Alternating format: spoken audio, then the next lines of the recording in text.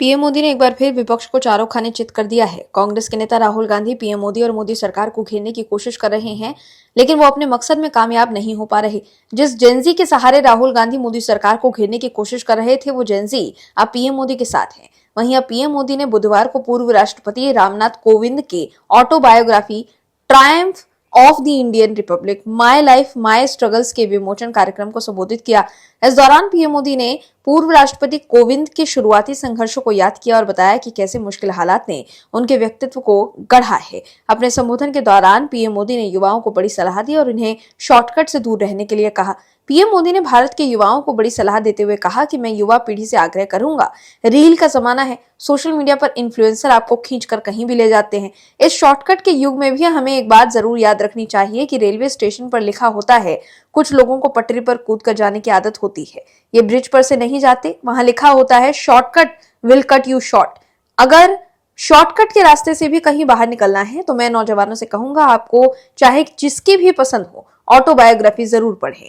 इसके अलावा पीएम मोदी ने आगे ये भी कहा कि ऑटोबायोग्राफी उस कालखंड के इतिहास की घटनाओं को अलग तरह से समझाने का अवसर देती है। बायोग्राफी का वो कालखंड इतिहास के काफी निकट होता है और इसलिए मैं जरूर कहूंगा कि कोविंद जी की जो मेहनत है वो आने वाली पीढ़ियों को काम आए, युवा पीढ़ियों को विशेष रूप से काम आए। पीएम मोदी ने इस दौरान पूर्व राष्ट्रपति रामनाथ कोविंद की तारीफ भी की। उन्होंने कहा कि रामनाथ कोविंद का जीवन इस बात का उदाहरण है कि दृढ़ संकल्प की मदद से कोई शख्स मुश्किलों से उबरकर देश के सर्वोच्च संवैधानिक पद पर पहुंच सकता है। पद छोड़ने के बाद भी उन्होंने आराम नहीं किया, बल्कि एक राष्ट्र एक चुनाव पर पहल का काम कर रहे हैं। वो भारत के लोकतंत्र में एक नया अध्याय खोल सकती है। कुल मिलाकर देखें तो पीएम मोदी ने युवाओं से साफ शब्दों में अपील की है कि वो शॉर्टकट के चक्कर में किसी की बातों पर आंख मूंद कर भरोसा न कर लें। उसके बारे में जानने के लिए ऑटोबायोग्राफी जरूर पढ़ें। दर्शकों, जिस तरीके से आम आदमी पार्टी में काम कर चुके अभिजीत दीपके ने सीजेआई सूर्यकांत की टिप्पणी का फायदा उठाकर देश को गुमराह करने के लिए अपने मोदी और बीजेपी विरोधी एजेंडे को आगे बढ़ाया, उससे देश के लोग सब सतर्क हो गए हैं और पीएम मोदी भी युवाओं से यही अपील कर रहे हैं कि किसी की बातों से गुमराह ना हो, उनके बारे में अच्छे से जान लें, फिर उन पर भरोसा करें। वहीं आप दर्शक भी पीएम मोदी की अपील से सहमत हैं तो कमेंट में यस और गुड पीएम मोदी जरूर लिखें, ताकि विपक्ष को साफ संदेश जाए कि देश के लोग पीएम मोदी के साथ हैं। इस खबर में आगे आपको बताएंगे सब कुछ डिटेल में कि कैसे सीजेपी की खुल गई है पोल और कैसे राहुल गांधी हो गए हैं एक्सपोज। तो बने रहिए हमारे साथ अंत तक और देखते रहिए हमारी ये खास रिपोर्ट। साथ ही आप दर्शकों से विनम्र निवेदन है कि अगर आपने अब तक चैनल को सब्सक्राइब नहीं किया है तो अभी कर लीजिए, साथ ही बेल आइकन को दबाना बिल्कुल भी ना भूलें। दर्शकों, राहुल गांधी महंगाई को लेकर मोदी सरकार पर निशाना साधते हैं। पेट्रोल और डीजल के दामों में बढ़ोतरी को लेकर वो मोदी सरकार को कोस रहे थे, लेकिन अब जब कांग्रेस की सरकार महंगाई बढ़ा रही है तब राहुल गांधी चुप हैं। दरअसल हिमाचल प्रदेश सरकार ने पेट्रोल और हाई स्पीड डीजल पर 60 पैसे प्रति का नया अनाथ एवं विधवा उपकर लागू किया है। राज्य कर एवं उत्पाद शुल्क विभाग द्वारा मंगलवार को अधिसूचना जारी करने के बाद यह नया उपकर 11 अगस्त की मध्यरात्रि से लागू हो गया। इससे राज्य के ईंधन में कीमतें बढ़ गई हैं। हिमाचल सरकार के मुताबिक उपकर से एकत्रित राजस्व विधवाओं और अनाथों के लिए बनाए गए कल्याण कोष में जाएगा। 12 अगस्त से बिक्री पर इसका असर दिखने लगा है। राज्य की विपक्षी पार्टी बीजेपी का कहना है कि एक के बाद एक सुक्खू सरकार ने जनता पर बोझ डाल दिए हैं। दर्शकों, एक तरफ सुक्खू सरकार ने हजारों करोड़ों का कर्जा ले लिया है, दूसरी तरफ लगातार नए नए टैक्स लगाकर जनता की जेब पर डाका डाला जा रहा है, लेकिन राहुल गांधी चुप नजर आ रहे हैं। वहीं झारखंड में हो रहे छात्र आंदोलन पर भी राहुल गांधी घिर गए हैं। झारखंड में राज्य स्तरीय प्रतियोगी परीक्षाओं में नौकरी बेचे जाने के खिलाफ छात्रों का आक्रोश अभी भी जारी है। ऐसे में बीजेपी राष्ट्रीय स्तर पर इस मुद्दे को उठाना चाहती है। बुधवार को झारखंड से एनडीए के सांसदों ने संसद परिसर में बैनर के साथ प्रदर्शन कर रांची में छात्रों पर हुई बर्बर पिटाई का आरोप कांग्रेस नेता राहुल गांधी पर लगाया। इसके साथ एक दिन पहले मंगलवार को एनडीए के सभी सांसदों ने रांची में हो रहे आंदोलन के समर्थन में प्रदर्शन किया था। जंतर मंतर पर नीट पेपर लीक के मामले पर कांग्रेस नेता राहुल गांधी के आक्रामक रवैये को शांत करने के लिए भाजपा इसे बड़ा हथियार मान रही है। वहीं देश की राष्ट्रपति द्रौपदी मुर्मू ने मंगलवार को राष्ट्रीय गौरव अपमान निवारण संशोधन विधेयक 2026 को अपनी मंजूरी दे दी है। ऐसे में इस मंजूरी के साथ ही अब हमारा राष्ट्रगीत वंदे मातरम भी राष्ट्रगान जनगण मन की तरह कानूनी सुरक्षा के दायरे में आ गया है। दर्शकों, झारखंड के रांची में छात्रों का आंदोलन जारी है। प्रदर्शनकारी छात्रों ने सोमवार को विधानसभा घेराव मार्च किया। वहीं इस दौरान छात्रों को रोकने के लिए पुलिस ने लाठीचार्ज के साथ वाटर कैनन और टीयर गैस के गोले दागे थे। आंदोलनकारी छात्रों पर पुलिस की कार्यवाही को लेकर अब बीजेपी के राज्यसभा सांसद स्वाति मालीवाल ने प्रतिक्रिया दी है। उन्होंने आरोप लगाया है कि आप समर्थित सीजेपी का एक भी नेता छात्रों के साथ खड़ा नहीं हुआ। वहीं उन्होंने विपक्षी पार्टियों पर छात्रों के मसले को लेकर दोहरी राजनीति करने का भी आरोप लगाया है। स्वाति मालीवाल ने एक्स पोस्ट में लिखा है कि झारखंड में भर्ती घोटाले के खिलाफ शांतिपूर्ण आंदोलन कर रहे छात्रों पर हुआ लाठीचार्ज बेहद दुखद एवं निंदनीय है। जहां विपक्ष ने छात्रों के मुद्दे पर जमकर रणनीतिकरण किया, वहीं अब झारखंड पर सबने चुप्पी साध ली है। इसलिए संसद में चर्चा और नए मजबूत कानून के आने के बाद भी पूरे मानसून सत्र में संसद को चलने ही नहीं दिया गया। स्वाति मालीवाल ने आगे कहा कि आप डायरेक्टेड सीजेपी एक भी नेता छात्रों के साथ खड़ा नहीं हुआ। अगर ये न्यूट्रल मंच था तो विपक्षी पार्टी शासित राज्य में छात्रों के लिए संघर्ष क्यों नहीं? सिर्फ चंद हफ्तों में ये दोहरापन सबके सामने आ गया है। झारखंड सरकार को तुरंत छात्रों से संवाद कर उनकी मांगे माननी चाहिए। दर्शकों, झारखंड में भर्ती परीक्षाओं में कथित अनियमितताओं के खिलाफ विधानसभा की ओर मार्च कर रहे अभ्यर्थियों पर की गई पुलिस कार्यवाही के विरोध में बीजेपी द्वारा मंगलवार को बंद का ऐलान किया गया। वहीं दूसरी तरफ सुप्रीम कोर्ट में एक याचिका दायर की गई है जिसमें सीजेपी आंदोलन से जुड़े फर्जी वकीलों की जांच की मांग की गई है। सुप्रीम कोर्ट ने एक याचिका पर केंद्र सरकार, bar council of India, CBI को नोटिस जारी कर जवाब मांगा है। दरअसल ये नोटिस उस याचिका पर जारी किया गया है जिसमें कॉकरोच जनता पार्टी से जुड़े फर्जी कानून डिग्री धारकों की जांच की मांग की गई है। बता दें कि ये याचिका एक वकील राजा चौधरी ने दायर की है, जिस पर सुनवाई मुख्य न्यायाधीश जस्टिस सूर्यकांत, जस्टिस जयमाल्या बागची और जस्टिस बी मोहना की पीठ ने सुनवाई की और केंद्र को नोटिस जारी किया। गौरतलब है कि भारत के मुख्य न्यायाधीश सीजेआई सूर्यकांत की कॉकरोच जनता पार्टी वाली टिप्पणी से विवाद खड़ा हो गया था और फिर कॉकरोच जनता पार्टी का जन्म हुआ। सीजेपी के ही नेतृत्व में नीट यूजी पेपर लीक के खिलाफ विरोध प्रदर्शन हुआ। इसके 3 महीने बाद अब सुप्रीम कोर्ट ने सरकार और सीबीआई से एक पीआईएल पर जवाब मांगा है।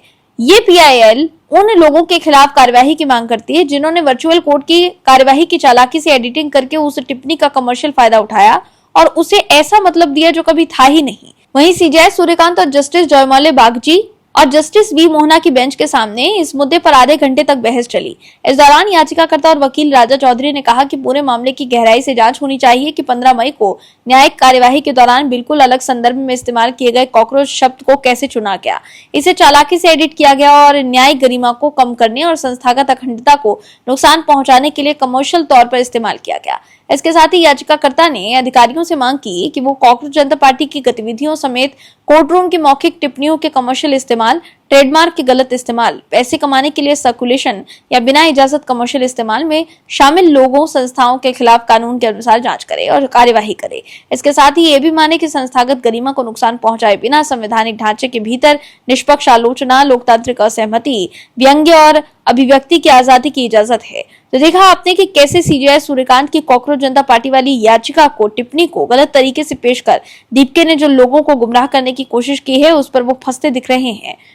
दर्शकों, मोदी सरकार पर निशाना साधने के लिए राहुल गांधी अक्सर अडानी और अंबानी का राग अलापते रहते हैं, लेकिन अब तक राहुल गांधी कोई भी सबूत नहीं दे पाए जिससे ये साबित हो सके कि मोदी सरकार ने अडानी और अंबानी को फायदा पहुंचाया है।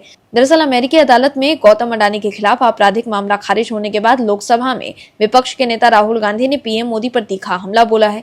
राहुल गांधी ने कहा कि इस पूरे मामले में जितना सामने दिख रहा है उससे पीछे उसके कहीं ज्यादा गहरी कहानी है।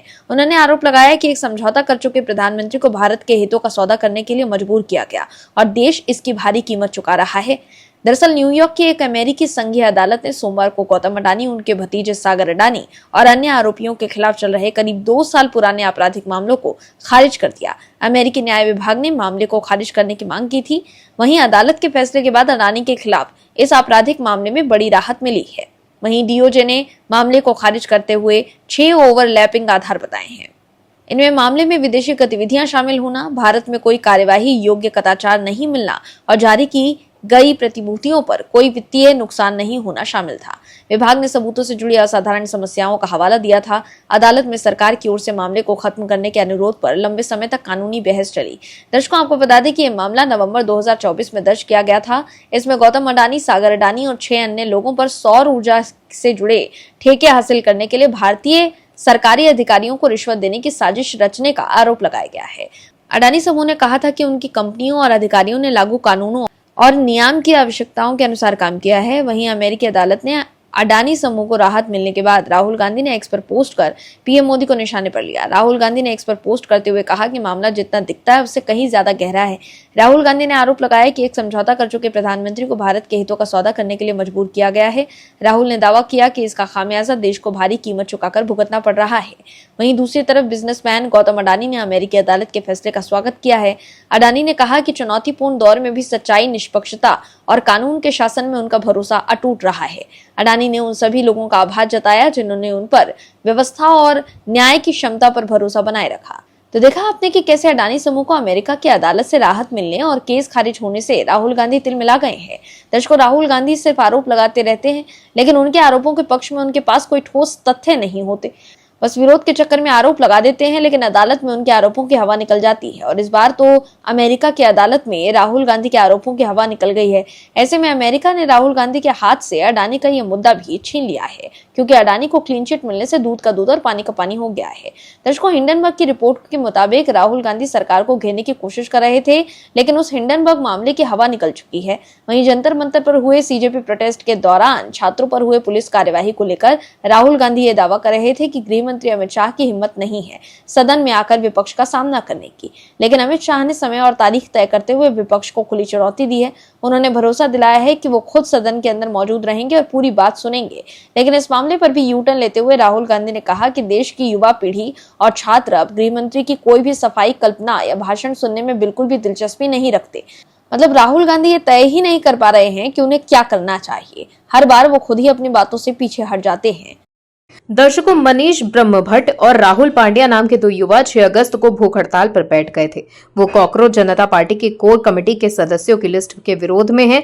दोनों छत्रपति संभाजी नगर के वालुज MIDC इलाके में अभिजीत दीपके के घर के बाहर धरने पर बैठे, जहां सीजेपी की कोर टीम ने आंदोलन के आगे की रणनीति पर चर्चा करने के लिए बैठकें की।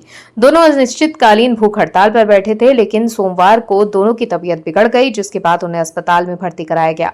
इन दोनों युवाओं ने सीजेपी लीडरशिप पर पक्षपात करने और नई बनी कोर कमेटी में जमीनी स्तर के सदस्यों को बाहर रखने का आरोप लगाया।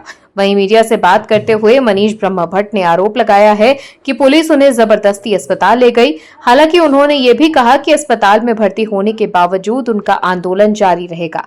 दोनों के अस्पताल में भर्ती होने के बाद उनकी जगह 2 नए वॉलंटियर्स विरोध स्थल पर आए और घोषणा की कि वो सीजेपी के संस्थापक अभिजीत दीपके के खिलाफ भूख हड़ताल जारी रखेंगे। दर्शकों, आपको बता दें कि मनीष ब्रह्मभट्ट और राहुल पांड्या ने पहले कहा था कि वो दिल्ली में जंतर मंतर पर हुए आंदोलन के दौरान अभिजीत दीपके के साथ कंधे से कंधा मिलाकर खड़े थे, लेकिन कोर कमेटी की बैठक में सिर्फ अभिजीत दीपके के करीबी लोगों को ही बुलाया गया। आपको बता दें, दोनों ने ये दावा भी किया कि यह आंदोलन देश भर के युवाओं का है, न कि किसी एक व्यक्ति का। मनीष और राहुल ने संगठन के भीतर ज्यादा आंतरिक लोकतंत्र की मांग की है। उन दोनों ने कमेटी में हर राज्य के वॉलंटियर्स को प्रतिनिधित्व देने की भी मांग की। तो देखा आपने कैसे अब सीजेपी के लोग ही दीपके पर निशाना साध रहे हैं। वहीं दूसरी तरफ झारखंड जाने के नाम पर अभिजीत दीपके लगातार बहाने बना रहे हैं। पहले दीपके झारखंड में हो रहे छात्रों के आंदोलन पर बात भी नहीं कर रहे थे, लेकिन अब सोशल मीडिया पर उनकी आलोचना हुई तो उन्होंने कहा कि वो बीमार हैं, इसीलिए झारखंड नहीं जा रहे। वहीं झारखंड में छात्रों पर हुई लाठीचार्ज के बाद भी दीपके झारखंड जाने से बच रहे हैं। और अब जब सवाल उठ रहा है कि पुलिस की कार्रवाई के बाद भी दीपके झारखंड क्यों नहीं जा रहे, तो अब वो नया बहाना लेकर आ गए हैं। दरअसल झारखंड के रांची में छात्रों के आंदोलन पर दीपके ने कहा कि हम चाहते हैं कि देवेंद्र महतो के चेहरे पर ही यह पूरा आंदोलन चले। उन्होंने बहुत बड़ा त्याग किया है, उनके आंदोलन को मजबूत करने के लिए जो भी करना पड़े हम करेंगे। वहीं आप रांची कब जाएंगे, इस सवाल के जवाब पे उन्होंने कहा हमारी टीम वहां पर है। इस मूवमेंट के लीडर देवेंद्र महतो हैं, जो 9 दिनों से अनशन पर हैं। हम लोग वहां पर हैं। अभी हम नहीं चाहते कि देवेंद्र महतो से फोकस हटे। हमारा पूरा समर्थन उन्हें है। महत्वपूर्ण बात यह है कि हम उनका साथ दे रहे हैं। वहीं बीजेपी ने हाल ही में आरोप लगाया कि जंतर मंतर पर सीजेपी का प्रदर्शन प्रधानमंत्री नरेंद्र मोदी को निशाना बनाने के लिए आम आदमी पार्टी के प्रायोजित सियासी योजना थी। बीजेपी ने वायरल वीडियो में पूर्व दिल्ली मुख्यमंत्री अरविंद केजरीवाल की कथित आपत्तिजनक टिप्पणी को लेकर उन पर निशाना साधा। बीजेपी IT विभाग के प्रमुख अमित मालवीय ने एक्स पर दावा किया कि प्रदर्शन का शिक्षा सुधार या नीट पेपर लीक मामले से कोई लेना देना नहीं था। मालवीय ने यह वीडियो भी पोस्ट किया जिसमें अरविंद केजरीवाल हिंदी में कहते सुनाई दे रहे हैं, इस बार जितने लोग आए थे सड़कों पर वो किस लिए आए थे? वो केवल मुझे नहीं लगता कि धर्मेंद्र प्रधान का इस्तीफा मांगने आए थे। मतलब अगर मैं अशिष्ट भाषा में बोलूं तो मोदी जी को ठोकने आए थे। वहीं अमित मालवीय द्वारा शेयर किए गए वीडियो के प्रामाणिकता की पुष्टि OMH न्यूज नहीं करता। अब सवाल ये उठता है कि झारखंड में जिस तरह से छात्रों के प्रदर्शन को बल का प्रयोग करके कुचलने की कोशिश की गई है, उसके बाद भी दीपके रांची जाने से क्यों बच रहे हैं? ऐसे में साफ है कि दीपके को सिर्फ मोदी विरोध से मतलब है। अगर जिस राज्य में बीजेपी की सरकार होगी, उसी राज्य की समस्याओं के बारे में दीपके बोलेंगे और वहां जाएंगे, तो फिर जिस राज्य में विपक्षी सरकारें होंगी, वहां जाने की हिम्मत दीपके में नहीं है, ऐसा ही लगेगा। Bureau report OMH news. आप दर्शकों से विनम्र निवेदन है कि चैनल को सब्सक्राइब जरूर करें